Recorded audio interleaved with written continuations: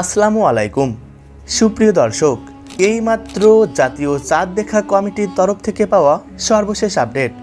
ভারত, বাংলাদেশ এবং সৌদি আরবে ঠিক কবে নাগাদ পালিত হবে এবছরের ঈদ উল ফিতর?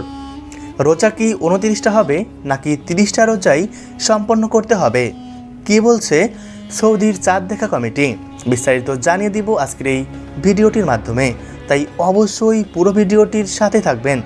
আর এমনই সব গুরুত্বপূর্ণ ভিডিওর আপডেট সবার প্রথমে পেতে অবশ্যই চ্যানেলটিকে সাবস্ক্রাইব করে পাশে থাকবেন। আর কমেন্ট বক্সে আলহামদুলিল্লাহ, ঈদ মুবারক এটা লিখতে ভুলবেন না যেন। দর্শক বন্ধুরা, আমরা প্রত্যেকেই জানি রোজা শেষে শাওয়ালের প্রথম দিনই পবিত্র ঈদ উল ফিতর উদযাপন করা হয়ে থাকে।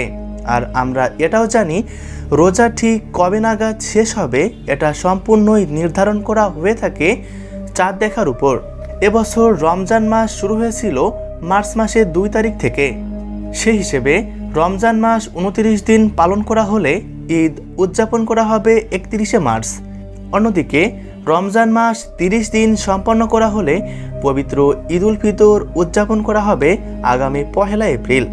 তবে সংযুক্ত আরব আমিরাতের জাতীয় চাঁদ দেখা কমিটির মতে এবছর 30শে মার্চ সন্ধ্যার আকাশে সৌদিতে শাওয়াল মাসের চাঁদ দেখা যাবার প্রবল সম্ভাবনা রয়েছে এবং সেই রাতে সৌদি আরব সহ তার পার্শ্ববর্তী দেশগুলি 30টি রোজা সম্পন্ন করবে এবং বলা হচ্ছে তার পরের দিন অর্থাৎ 31শে মার্চ সৌদি আরব সহ মধ্যপ্রাচ্যের বিভিন্ন দেশে পবিত্র ঈদ উল ফিতর উদযাপন করা হবে।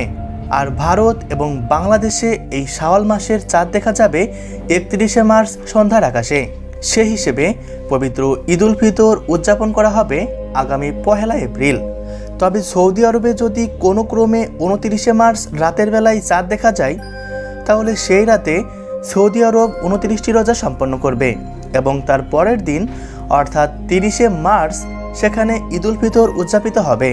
তাই জাতীয় চাঁদ দেখা কমিটির তরফ থেকে সর্বসাধারণের উদ্দেশ্যে জানিয়ে দেওয়া হয়েছে, যদি কেউ নির্ধারিত সময়ের পূর্বেই এই শাওয়াল মাসের চাঁদ দেখতে পান, সেটা অবশ্যই নিকটবর্তী অধিদপ্তরে জানানোর জন্য আহ্বান করা হচ্ছে। সুপ্রিয় দর্শক, এই ছিল এখন পর্যন্ত সর্বশেষ আপডেট। পরবর্তী আপডেটের জন্য অবশ্যই চ্যানেলটিকে সাবস্ক্রাইব করে পাশে থাকবেন।